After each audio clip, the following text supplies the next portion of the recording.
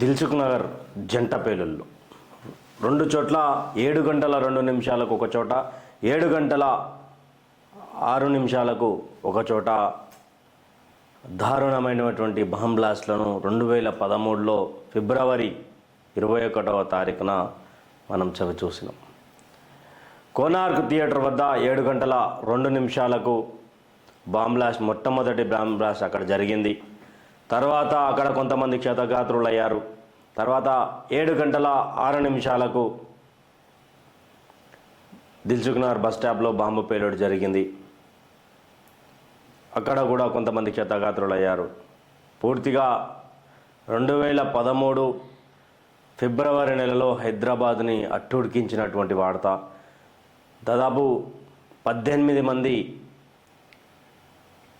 తెలంగాణకు సంబంధించినటువంటి వాళ్ళు కావచ్చు, భారతీయులు, మొత్తానికి భారతీయులు అందరూ కూడా ఒక 18 మంది మరణించిన వార్త. 119 మంది గాయాల పాలయ్యారు.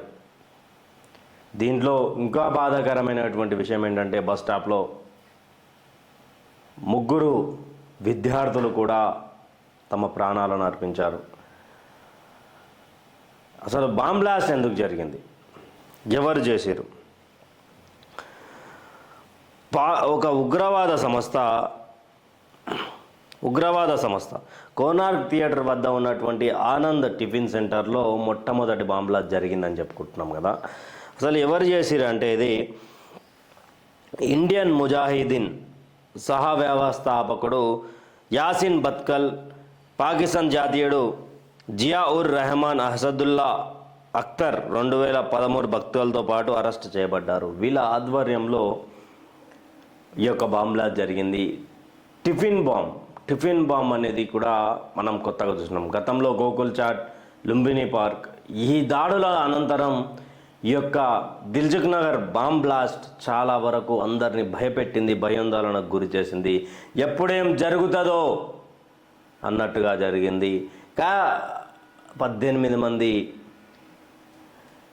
బాంబ్ బ్లాస్ట్లో మరణించిన వాళ్ళు అయ్యారు. 119 మంది ఎగ్జాక్ట్గా వాళ్ళు క్షతగాత్రులయ్యారు, గాయాల పాలయ్యారు. ఈ ఇండియన్ ముజాహిదీన్ అనే వాళ్లకు హైదరాబాద్లో ఉన్నటువంటి కొన్ని ప్లేస్ల నుంచి సపోర్ట్ దొరికింది. వాళ్ళు కూడా హైదరాబాద్లో ఉన్నటువంటి హైదరాబాద్కు సంబంధించినటువంటి బిడ్డలే ఇండియన్ ముజాహిదీన్కి బాంబ్ బ్లాస్ట్లకు సపోర్ట్ చేశారు, సహకరించారని కూడా గతంలో ఒక వార్త వచ్చినాం. 2013 ఫిబ్రవరి 21 తారీఖున జరిగితే ఇక్కడ సరూర్ ఆర్పిఎస్లో కూడా ఇది ఎఫ్ఐఆర్ నమోదయ్యి ఉండే.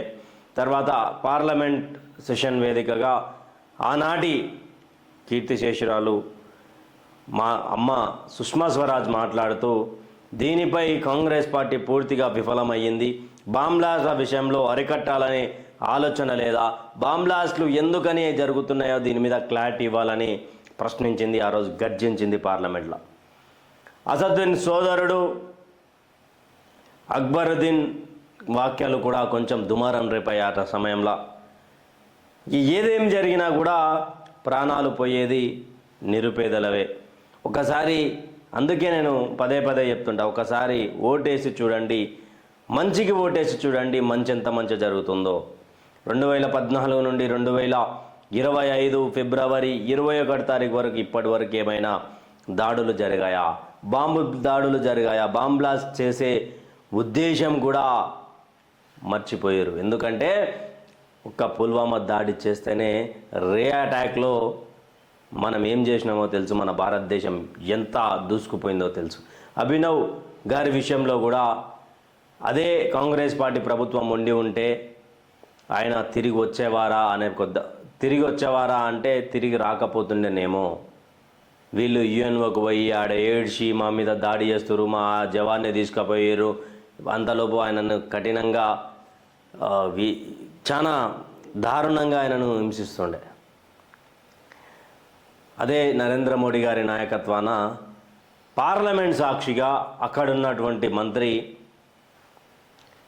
అభినవ్ కు छोड़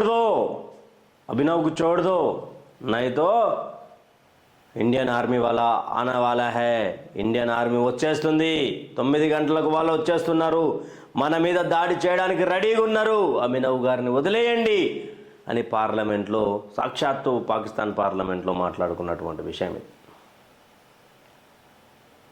ఇది ఇప్పుడున్నటువంటి భారత్. బాంబ్ బ్లాస్ట్లు ఆనాటి భారత్. ఎంతోమంది బాంబ్ బ్లాస్ట్ల విషయంలో ఎంతోమంది మరణించారు. వాళ్ళందరికీ శ్రద్ధాంజలి ఘటిస్తూ మరొక్కసారి మీ అందరినీ వేడుకుంటుంది ఏంటంటే, ఓటు వేసేటప్పుడు ఆలోచించి వేయండి. ఢిల్లీలో ఎందుకంటా ఉన్నాను, దీన్ని ఎగ్జాంపుల్ చెప్తా. ఢిల్లీలో అరవింద్ కేజ్రీవాల్ 12 సంవత్సరాల కాలం పాటు ఆయన 2 ప్రభుత్వాలు పూర్తి చేసుకుని, అంతకుముందు 2 సంవత్సరాలు ఒక మినీ గవర్నమెంట్ నడిపించాడు. ఏ రోజైనా యమున నది తీరాన క్లీనింగ్ కానీ స్వచ్ఛత కానీ జరిగిందా? అదే ఢిల్లీలో కాషాయం జెండా ఎగిరిన తర్వాత యమున క్లీన్గా రెడీ అవుతూ ఉన్నది, స్వచ్ఛంగా తయారు చేస్తూ ఉన్నారు. ఇక అందుకే ఓటు హక్కు వినియోగించుకోవాలి. ఓటు హక్కు చాలా ప్రామాణికం. ఓటు హక్కు మనం వినియోగించుకోకపోతే మనం బ్రతికేలేనట్టే. ఓటు హక్కును కూడా మంచికి చెడుకు వాడకండి. ఏదైతే మన ప్రభుత్వం మనకు మంచి చేస్తుంది అనుకున్నామో వాళ్ళకే ఓటేయండి. ఉచితాలకు ఓటు వేయకండి. ఉచితాలకు ఓటు వేస్తే బాంబ్ బ్లాస్ట్ లాంటివే జరుగుతాయి. 2014 కంటే ముందు ఎన్ని బాంబ్ బ్లాస్టులు జరిగినాయి. దాంట్లో హైదరాబాద్ని అట్టుడికించిన విషయం, భయాందోళనకు గురి చేసినటువంటి విషయం. మరోసారి చిత్రగుప్త ద్వారా వాళ్ళందరికీ కూడా శ్రద్ధాంజలి చెప్తూ